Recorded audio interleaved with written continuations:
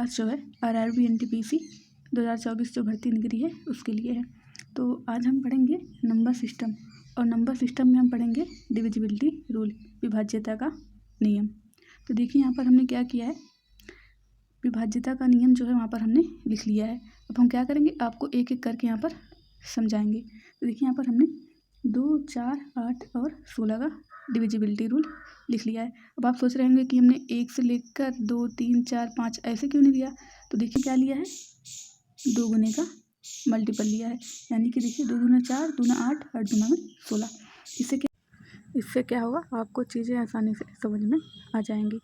तो देखिए 2 का डिविजिबिलिटी रूल कहता है कि लास्ट का एक डिजिट अगर 2 से डिवाइड हो जाए तो पूरी संख्या 2 से डिवाइड हो जाएगी, यानी कि लास्ट की एक संख्या 2 से डिवाइड होने पर पूरी संख्या 2 से डिवाइड हो जाएगी।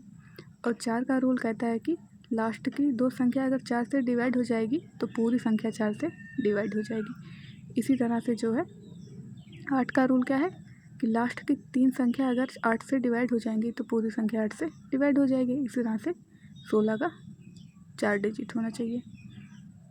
2 का डिविजिबिलिटी रूल क्या कहता है, लास्ट का एक डिजिट, और 4 का कहता है कि लास्ट के 2 अंक, और 8 का रूल कहता है कि लास्ट के 3 अंक, और 16 का कहता है कि लास्ट के 4 अंक क्या होना चाहिए, 16 से डिवाइड होना चाहिए। देखिए कैसे, अब देखिए यहाँ पर हमने ले लिया 4, 2, 8, 9, 2। तो हम देखते हैं यहाँ पर क्या है, लास्ट में 2 है, यानी कि ये जो पूरी संख्या होगी वो 2 से डिवाइड हो जाएगी। अब देखिए इसको हम काट लेंगे, 2 दूना में 4, 2 एकम 2, 2 चौक में 8, 2 चौक में 8, 2 छक में 12। तो देखिए पूरी संख्या क्या हो गई, 2 से डिवाइड हो गई। इस बार कोई संख्या है, अब हम 4 का रूल देख रहे हैं तो क्या करेंगे, लास्ट के 2 अंक देखेंगे कि 4 से डिवाइड हो रहा है कि नहीं हो रहा है। अब देखिए 12 जो है 4 से डिवाइड हो जाएगा, तो क्या होगा, ये पूरी संख्या क्या होगी, 4 से डिवाइड हो जाएगी। देखिए कैसे, 4 एकम 4, 4 8 में 32, 2 बचा 26 हो गया, 4 छक में 24, 2 बचा 27 हो गया, 4 छक में 24, 3 बचा तो 4 7 में 28, और यहाँ 3 बचा तो 4 8 में 32। तो देखिए संख्या पूरी संख्या क्या हो गई, 4 से डिवाइड हो गई। अब इस यहाँ से देखिए हम 8 का रूल देख लेते हैं। अब देखिए इसे यहाँ पर ले लेते हैं, 4, 5, 6, 8 और 1, 6। अब हम देखते हैं कि लास्ट की 3 संख्या अगर 8 से कट जाएगी तो ये पूरी संख्या क्या होगी, 8 से कट जाएगी। यही जो है क्या कहता है, डिविजिबिलिटी रूल 8 का। देखिए सबसे पहले अब लास्ट का 3 अंक देखेंगे, 8 से काटेंगे तो कट जाएगा कि नहीं, 8 एकम 8, 8 दूना में क्या हो जाएगा, यहाँ पर 16 हो जाएगा, यानी कि ये जो संख्या है पूरी तरह से कट गई। तो ये जो पूरी संख्या है ये पूरा क्या होगा, 8 से कट जाएगा।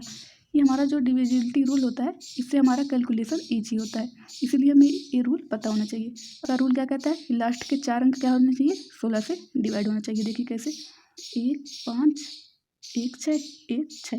अब हम क्या करेंगे, 16 का रूल देख रहे हैं तो सबसे पहले क्या देखेंगे कि लास्ट के अंक जो है वो 16 से डिवाइड हो रहे हैं कि नहीं, और कितने अंक, इसका रूल कहता है कि 4 अंक।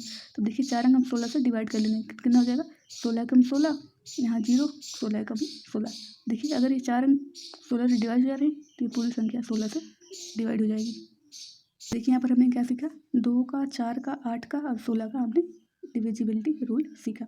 2 के लिए क्या था कि लास्ट के अंक अगर 2 से डिवाइड हो जाएंगे तो पूरी संख्या क्या होगी, 2 से डिवाइड हो